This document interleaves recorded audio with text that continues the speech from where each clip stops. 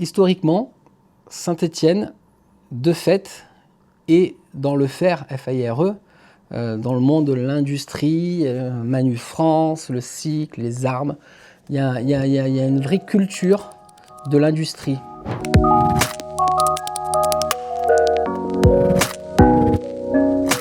Donc moi déjà mon parcours, donc je suis diplômé donc, de l'école d'architecture de Marseille et puis j'ai fait mon habitation à Saint-Étienne. J'ai découvert une région qui m'a beaucoup attiré, on va dire déjà sur l'aspect humain. Donc ça m'a intéressé donc, de venir découvrir plus le secteur donc, de Saint-Étienne. Donc dans ma formation initiale en tant qu'architecte. Moi après j'ai fait 15 ans donc, d'expérience donc, au travers donc, d'un statut de salarié puis de gérant. Donc, ce qui me fait un cumul donc, de 15 ans. Et au travers de cette expérience, donc, avec ma casquette d'architecte, j'ai rencontré donc, différents points, je trouve, qui étaient bloquants ou de difficultés, notamment sur l'aspect donc, des chantiers. J'ai travaillé pour des industriels, j'ai travaillé donc, pour faire des espaces, on va dire, qui mêlent à la fois l'industrie et dans la manière comment on fabrique des objets, donc pour des camping-cars, pour la marque Renault, ce genre de choses. Et dès qu'on passait, donc, en termes de conception, c'était un sujet sur la partie matière grise d'un modèle d'une agence. Mais dès qu'on bascule dans le monde de la construction pure et dure, et notamment la phase chantier, où là, donc, moi, j'ai fait pas mal de chantiers pendant 15 ans, que ce soit de la maison, des immeubles, voire des usines. Donc, toujours la même difficulté rencontrée tout au long du processus de l'acte de bâtir.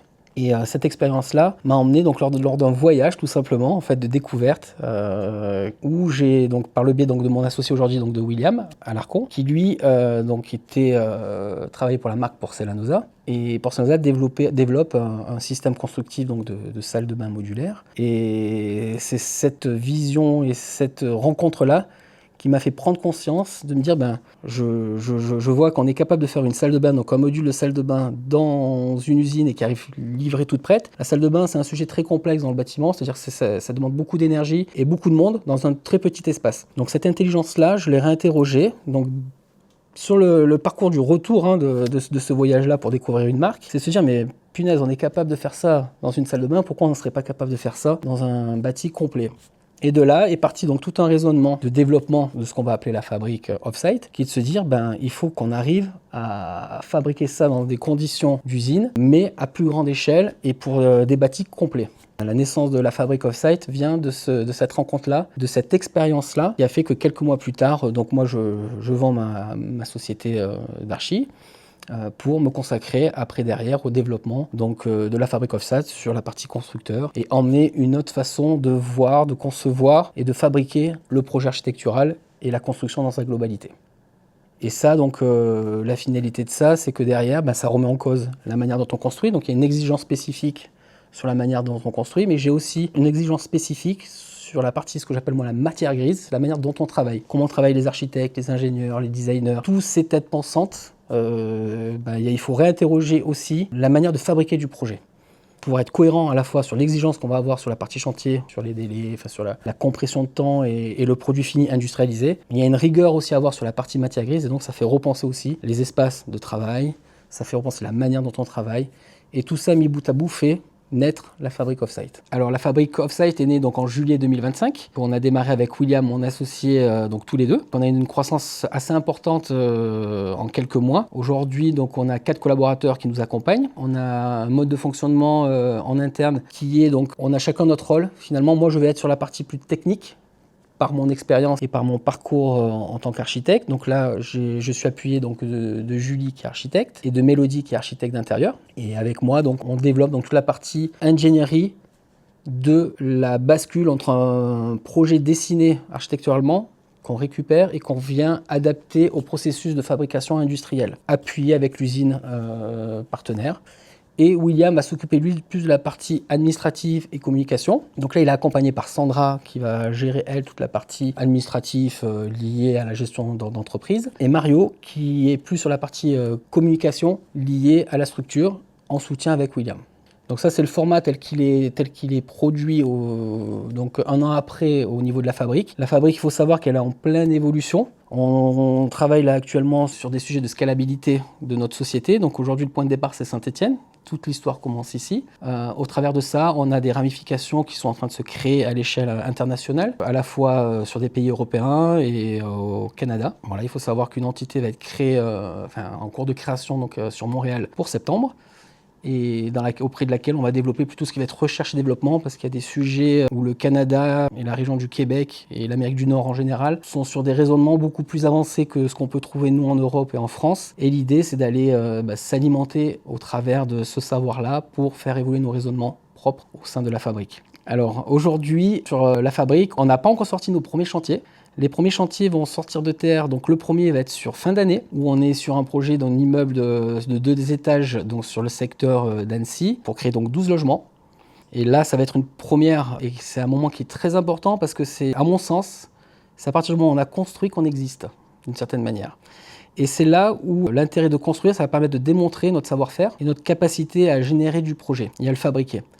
Donc là, il y a toutes nos équipes sont concentrées donc, sur 2 projets emblématiques qui vont être impactants à l'échelle nationale et qui vont nous permettre de rayonner auprès d'autres partenaires pour faire découvrir déjà ce que c'est le hors-site, parce que c'est quelque chose qui n'est pas forcément connu, et ça va permettre de promouvoir cet aspect constructif. Et en parallèle, une fois qu'on a construit, on aura aussi un modèle qu'on va pouvoir montrer, faire découvrir cette réalité construite.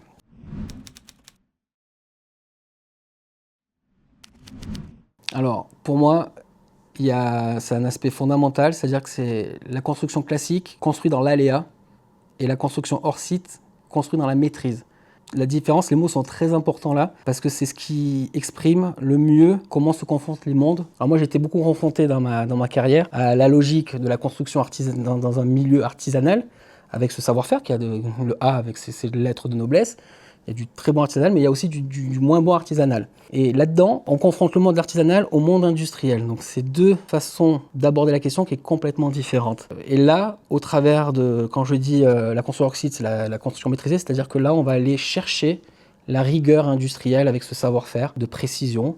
Et c'est comment on opère cette bascule-là entre le monde de l'artisanal au monde industriel. Et nous, la fabrique est là pour accompagner ce basculement au travers de l'acte de bâtir.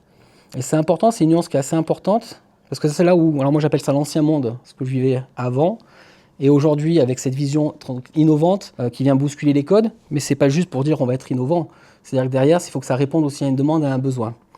Aujourd'hui, la fabrique est née par rapport à un constat qui est les délais qui se rallongent de plus en plus dans la construction, les coûts qui ne sont pas maîtrisés, trouver de la main-d'œuvre. C'est de plus en plus difficile. Alors il faut savoir aussi que les métiers du bâtiment sont difficiles physiquement, et ça génère pas mal de contraintes.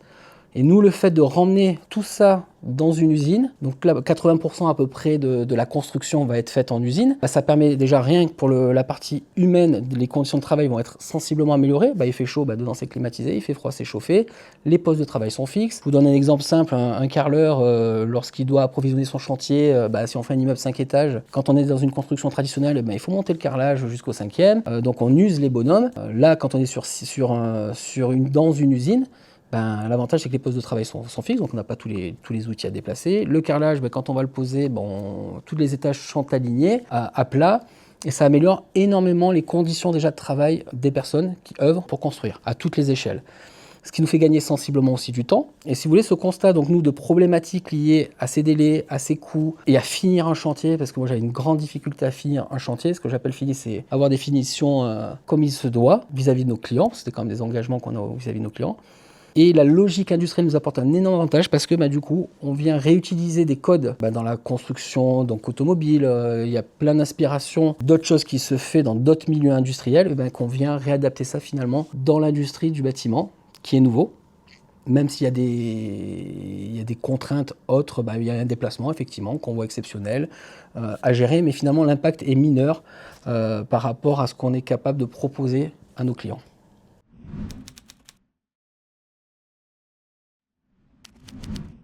Alors, ce qu'il faut savoir, le modulaire, il y a plusieurs façons d'aborder la question modulaire. Alors, nous, la Fabrique Offset est spécialisée dans la construction modulaire 3D, mais il existe d'autres types de modulaires. C'est-à-dire que la naissance de la construction modulaire vient de la construction 2D, c'est-à-dire que des murs, des pré-murs qui sont amenés, donc qui sont assemblés en usine et qui sont emmenés sur un chantier.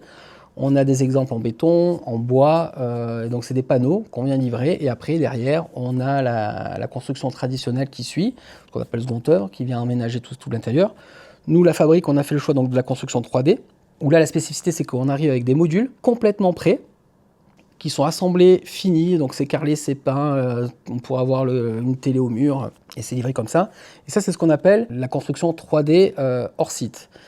Donc moi, ce que j'ai vu sur la construction modulaire et le vrai plus que ça peut emmener, c'est que ce n'est pas simplement des blocs qu'on va assembler sur un site. On a, dans cette industrialisation de l'acte de bâtir, on conserve toute la partie conception, c'est-à-dire qu'on peut fabriquer une géométrie à souhait. Je veux un toit, on fait un toit. Je veux une toiture terrasse, je fais une toiture terrasse. Je veux un volume, on est capable d'assembler des modules entre eux pour créer ces volumes.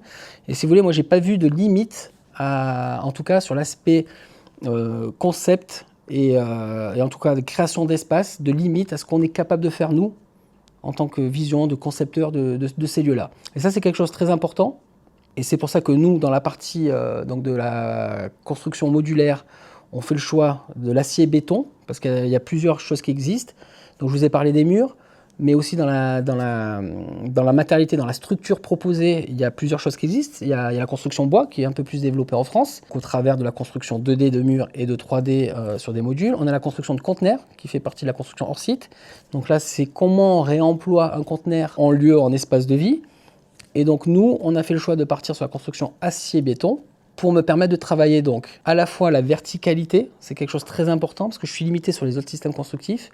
Là, l'acier me permet vraiment de travailler la grande hauteur. Ça me permet de travailler la géométrie à souhait et finalement ne pas avoir de limite à ce qu'on peut faire, nous, créateurs de ces espaces-là. Historiquement, Saint-Étienne, de fait, est dans le fer, F-A-I-R-E, dans le monde de l'industrie, Manu France, le cycle, les armes.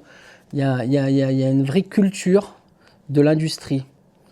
Et là-dessus, alors que la Fabrique Offsite, du coup, naît sur ce territoire-là, dans cette logique industrielle, est quelque chose d'assez fort et puissant, et presque dans une certaine continuité du territoire sur ces questions industrielles. Et en même temps, nous, on aborde la question d'une manière en se disant, effectivement, c'était un territoire très industriel, et la fabrique, dans l'acte de bâtir, peut être un acteur national sur la question de l'industrialisation de la construction et de naître sur Saint-Étienne. Je trouve que ça a son sens dans cette continuité et de comment on peut réinterroger l'industrie passée et le vécu de donc ce terreau finalement qu'on a sur notre territoire, c'est une chance. Et comment on arrive à faire évoluer ça donc nous, dans la partie bâtiment et construction. Et finalement, ça fait une certaine continuité de l'histoire du territoire sur l'aspect industriel. La Fabrique Offsite devient un laboratoire à l'échelle 1 d'une expérimentation et d'une manière de construire qui est très novateur. Et c'est sur ces aspects-là où le vivier finalement stéphanois, l'aspect industriel ressort nous-mêmes au sein même de notre entreprise, dans notre petite équipe aujourd'hui. Et c'est quelque chose d'important parce que c'est l'histoire. Et on gomme pas toute l'histoire industrielle de Saint-Étienne. On est dans cette continuité-là et ça, je trouve que ça a du sens. Ça a vraiment du sens d'être à Saint-Étienne pour développer ça, même si le modèle va se développer. L'idée, c'est que ça se développe ailleurs aussi. Mais il y a toujours le début d'une histoire. Et il n'y a pas d'hasard. Il n'y a pas d'hasard, c'est-à-dire que à la fois les clients qui nous font confiance, qui nous donnent les opportunités de pouvoir nous développer, de pouvoir créer ce qu'on souhaite dans cette continuité industrielle, finalement, ça a son sens à Saint-Étienne. Et c'est peut-être cette culture-là qui aide aussi à accepter et à challenger ces questions de développement de l'industrie et du bâtiment. Alors c'est vrai que la date Covid est un élément très important dans les lieux donc, de bureaux. Avant Covid, moi jusqu'à présent, avec ma casquette d'architecte, quand j'étais salarié, quand j'étais gérant, j'ai été emmené à créer des lieux, des espaces de bureaux pour des entreprises, pour des espaces communs. L'architecture était là pour répondre à un besoin et une demande, mais finalement ça s'arrêtait là, c'est-à-dire qu'on faisait des bureaux. C'était des bureaux, il y avait un usage spécifique, espace open space ouvert, des bureaux individuels avec un programme lié à un besoin d'une entreprise. Mais finalement, ça restait très primaire, avec quelques expérimentations, parce qu'il y a des prises de conscience quand même sur la manière comment on travaille et comment on veut travailler. Mais ça, c'était, on va dire, avant Covid. Le post-Covid, le télétravail qui a été emmené aussi donc, dans les entreprises par force, d'une certaine manière, a posé un regard différent sur la culture donc, de l'espace de bureau et la manière comment on les consomme. C'est-à-dire que le besoin primaire d'avoir tant de mètres carrés pour ces entreprises, pour accueillir tant de personnes, le Covid a pas mal bousculé les codes des espaces de bureau et ça a réinterrogé la question de se dire de quelle manière on travaille, qu'est-ce qu'on propose aussi à nos salariés. Avant, on raisonnait l'immeuble, le bâtiment, le lieu, on créait un espace. Aujourd'hui, ça ne suffit plus. C'est-à-dire que cet espace, il fonctionne à partir du moment où on propose plus que simplement de l'usage. On va faire des bureaux, on va générer des salles de réunion et on va apporter d'autres choses pour améliorer la qualité donc, de travail de toutes les équipes qui vont être pratiquants de ces usages-là et de se dire qu'est-ce que c'est le monde du travail de demain. Le Covid emmène cette réflexion en disant il y a du télétravail, ok, mais cette rupture, cette fracture ramène aussi aux relations humaines. C'est-à-dire que ça a été un temps de se dire oui, c'est bien le télétravail, ça amène un certain confort, et c'est vrai, ça a permis de prendre conscience qu'on pouvait aussi travailler différemment, mais malgré tout, cet éloignement physique a ses limites. La visio, les caméras, c'est bien, mais ça a aussi ses limites. Et il y a quand même un besoin de se retrouver, et moi j'ai beaucoup été confronté, voire même dans mes propres bureaux, à se dire comment on dose tout ça. C'est une question de dosage, c'est comment on prend en compte ces différentes choses pour proposer aussi aujourd'hui un modèle qui est différent de consommer finalement de l'espace de bureau. Et c'est là où interviennent d'autres sujets, donc des espaces coworking, des espaces de bureaux partagés. Et je trouve que cette fracture Covid nous emmène beaucoup plus dans ce raisonnement-là, parce qu'un poste aujourd'hui, effectivement, une entreprise, elle a besoin de moins de foncier d'une certaine manière. Parce que du coup, un bureau peut être partagé à 2-3 personnes. Lundi, c'est une personne, mardi, c'en est une autre. Et finalement, le besoin est redéfini. On peut aussi mutualiser plein de choses. C'est-à-dire que les coûts sont aussi, le foncier coûte de plus en plus cher. Les coûts de fonctionnement aussi. Et comment on peut aussi optimiser tout ça au travers donc, de ces lieux-là. Et en question donc, de rentabilité, la pure et dure des espaces. Et après, en même temps, c'est que l'architecture vient se greffer à ce modèle économique et se dire, c'est quoi ces lieux ? Comment on le vit et qu'est-ce qu'on propose comme service? On emmène peut-être des cours de sport, on peut emmener des événements, on peut emmener une culture d'entreprise différente, on peut emmener d'autres entreprises au sein même, donc se mélanger finalement avec d'autres et créer des écosystèmes qui peuvent créer une dynamique de marché, c'est-à-dire que sur des thématiques spécifiques, alors moi j'ai expérimenté en tant qu'archi, en se disant on va créer un écosystème, cet écosystème, qu'est-ce qu'on a besoin pour faire vivre autour du monde du bâtiment, autour du monde de l'architecture? J'ai besoin d'un économiste, j'ai besoin d'une agence immobilière, j'ai besoin de designers, j'ai besoin de gestionnaires patrimoine. Et toutes ces personnes-là, greffées dans un seul et même lieu physique, créent une synergie et créent des connexions entre les différents profils. Et ce qui fait que déjà on est moins seul, et en même temps ça crée du besoin, parce qu'à partir du moment où on est là, on existe d'une certaine manière. Et quand on existe, le besoin se crée aussi. Et finalement, les équipes vivent, arrivent à se nourrir aussi. Parce qu'à un moment donné, on n'est pas une association, il faut que tout le monde puisse aussi se nourrir de son travail et de ce que ça génère. Et le fait de se retrouver dans des espaces communs où on va mutualiser aussi des moyens, tout ça trouve un équilibre et finalement trouve un écho à un besoin aujourd'hui de développer aussi autre chose et proposer aussi à nos clients finaux une autre façon de les accueillir, une autre expérience client et de pouvoir leur servir toute une réponse à leurs problématiques dans un seul et même lieu. Ça, moi, je crois beaucoup en ça, dans ces écosystèmes-là, notamment dans les lieux de travail. Voilà. Ça ressemblait un peu à une définition de Wide, des fois. Il y a un sujet, effectivement, alors parce que dans ce que propose Wide, où là, c'est sur la partie opérationnelle, la partie on vient mutualiser des espaces, on vient mutualiser des moyens, on prend juste ce qu'on a besoin. Et ça, je trouve ça très intéressant en tant qu'architecte, c'est-à-dire que c'est une continuité finalement aux espaces d'usage que nous, on va créer. C'est-à-dire qu'on va créer des salles, des bureaux, des salles de conférences, des salles de réunion, une cuisine, très important, c'est les lieux de rencontre. Et après ça, il faut le mettre en œuvre aussi dans une économie aussi réelle. Et là où c'est intéressant dans ce modèle-là, c'est que ça permet donc de rendre viable un concept par le biais d'une réalité économique aussi, c'est-à-dire que un photocopieur ça a un coût, l'électricité ça a un coût, et une offre complète est intéressante parce que ça permet aussi de maîtriser un budget. Et l'entrepreneur qui vient dans des lieux comme ça, finalement, a un lieu physique qui a généralement une identité plutôt forte. C'est là où c'est sympa, nous, pendant la conception, parce que le lieu, il existe physiquement. Et quand une personne, un entrepreneur, finalement, rentre dans cet espace-là, finalement, ça génère ce que j'appelle, moi, l'appartenance. Le lieu réunit finalement un vivier de personnes, alors qu'il peut y avoir des liens ou pas, mais ça crée ce lien-là. Et Wide, finalement, dans cet accompagnement économique de ces lieux-là, je trouve que c'est très cohérent par rapport au développement et de ce que peut être le bureau d'aujourd'hui et de demain.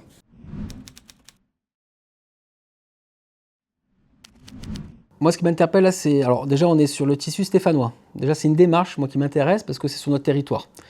Tout à l'heure, on parlait d'expérimentation, d'industrialisation et la logique industrielle stéphanoise qui est historique. Et là, finalement, Wide vient opérer finalement une expérimentation sur une manière de consommer l'espace bureau, avec une offre clé en main qui est intéressante parce que ça permet vraiment, donc, dans l'accompagnement donc, du client final, de l'usager, une maîtrise totale des coûts, une maîtrise de l'espace dont il a besoin, tout ça dans la flexibilité finalement donc du lieu, et de générer ces lieux hybrides avec ces espaces donc, de bureau. Je trouve que c'est intéressant de venir explorer ça parce je pense qu'on est dans le juste de la demande finalement des clients finaux. Parce qu'on est dans de la consommation de plus en plus, dans l'immédiateté, dans ce système où on veut tout de suite, tout évolue très très vite. Mais, alors j'ai 43 ans, j'ai l'impression d'en avoir 60 quand je dis ça, mais c'est pas anodin, c'est-à-dire que ça change très très vite. Et là, pareil, dans le repositionnement de la manière de créer ces espaces-là, là il y a un enjeu de se dire on va offrir autre chose, parce qu'il y a un vrai besoin d'autre chose. Un coût, quand on tire le trait à la fin, qu'est-ce que ça coûte? Parce qu'on revient toujours à cet aspect financier. Qu'est-ce qu'on achète et qu'est-ce qu'on a en face comme service? Le service, à mon sens, c'est le number one. C'est-à-dire qu'on soit côté client, qu'on soit usager d'un espace de bureau, dans l'offre, ça ne s'arrête pas juste à avoir un espace de travail, un bureau, une connexion Internet. C'est tout un écosystème qui est offert au travers de Wild. Et ça a un enjeu de vision à long terme qui me semble intéressant à aller explorer et de venir se dire, aujourd'hui, l'espace de bureau, ça peut être ça aussi. C'est pas simplement 4 murs, une surface X, Y. C'est un coût maîtrisé, c'est une gestion, c'est tout bête, mais du ménage, de l'électricité, de l'eau, tout est compris. Il n'y a plus besoin de se tracasser avec tout le off lié à un besoin donc de ces espaces-là et les faire fonctionner, c'est-à-dire qu'on prend juste ce qu'on a besoin. Et ça rentre dans la logique de consommation, d'une certaine manière, de l'espace, mais avec une expérience client et ces lieux qui vivent au travers donc, de ces murs, de ces gens qui la composent. Et c'est là où je trouve c'est différenciant par rapport à ce qui se faisait. Et je pense que c'est beaucoup plus visionnaire et ça va plus dans le sens de l'histoire, de la culture des espaces de bureau et en devenir, c'est-à-dire que ça ouvre aussi les portes d'autres choses. Et on pourrait aller encore plus loin dans ces lieux-là, mais ça c'est une autre porte et c'est une autre histoire.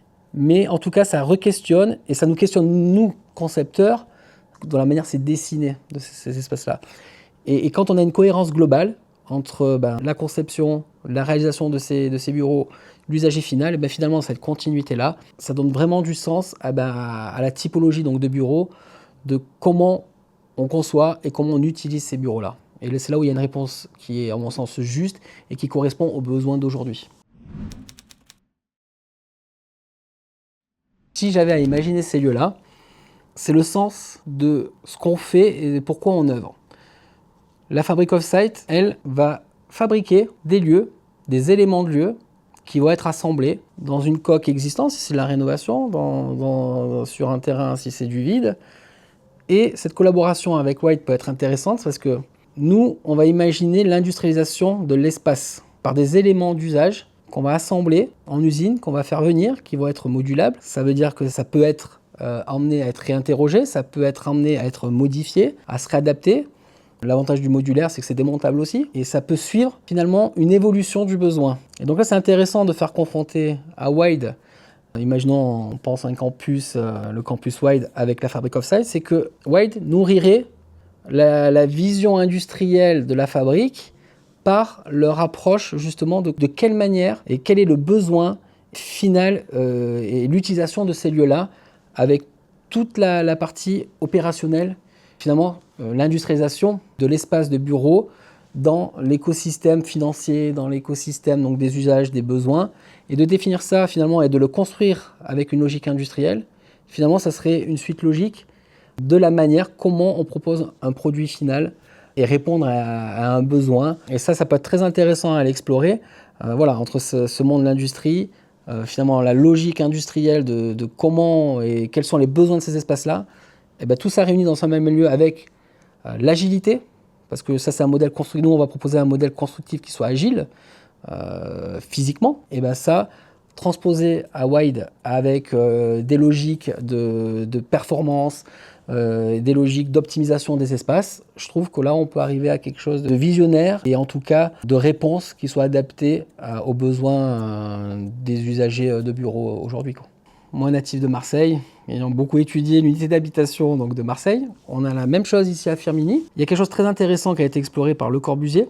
Là, je vais parler plutôt d'écosystème. C'est-à-dire que lui avait pensé la ville verticale. C'est-à-dire que dans un bâtiment, finalement, on va trouver donc l'habitation, là on va dormir, la rue où on va retrouver les usages donc, de commercial, la bibliothèque, le magasin, au dernier étage l'école. Et en fait, c'était l'idée de réinterroger la ville en se disant, on va mettre tout ça dans un bâtiment et finalement, presque, on n'aurait pas besoin de sortir et tout, on retrouverait tout sur site et on vivrait presque en autonomie d'une certaine manière. Dans cette expérimentation, il y a quand même des sujets assez intéressants et transposables au monde du bureau. Moi, la vision que j'ai sur la fabrication des bureaux, je crois beaucoup en un écosystème, à Le Corbusier finalement, d'une certaine manière ça se rejoint. Le Corbusier a parlé d'habitation, de commerce, tout ça. Là, on va parler donc de métiers. Et ces métiers-là, finalement, vont créer dans ce lieu physique de bureau des pièces, des espaces d'usage nécessaires au fonctionnement donc, de la vie commune des différents usagers. Donc ça pourrait reprendre ces éléments-là. Et cette synergie-là, donc tous ces éléments-là, de quelle manière ils vont être emmenés à pouvoir travailler d'une manière efficace et pouvant répondre aussi à leurs besoins. Et là où ça rejoint du coup Le Corbusier, c'est que finalement, si on fait une image de ça, ce qu'il avait vu dans l'unité d'habitation où on va venir générer dans un seul et même lieu plein de lieux différents, mais nécessaires au bon fonctionnement de la vie d'un être humain, on peut transposer ça sur des bureaux en disant on va venir créer des espaces avec des spécificités, et tout ce petit monde-là va générer un lieu, et ce lieu va pouvoir être pratiqué par des humains là aussi, et va pouvoir aussi fédérer et améliorer la qualité de vie au bureau par différents moyens d'usage qui seront mis en place. Et finalement, ça reprend assez sensiblement ce qu'avait proposé Le Corbusier dans l'unité d'habitation, et qui est intéressant et qui est transposable, à mon sens, sur les lieux de bureau, parce que finalement, on vit les lieux, et après, de quelle manière on veut les vivre. Et c'est là où c'est important, et c'est là où il y a un intérêt de réfléchir à ces questions-là, et d'apporter des réponses novateurs pour les usagers. Pour moi, le bureau, c'est une machine à créer du lien. Et là, je trouve ça très très vrai, c'est-à-dire qu'avant tout, il y a des humains autour de ces espaces-là. Et la qualité de ces lieux passe aussi par ça. Et les personnes, de mélanger tout ce petit monde dans ces lieux-là, je trouve ça très intéressant parce que ça génère derrière ça donne du sens à ce qu'on fait. Et finalement de la qualité et du bien-être aux personnes qui vont pratiquer ces lieux.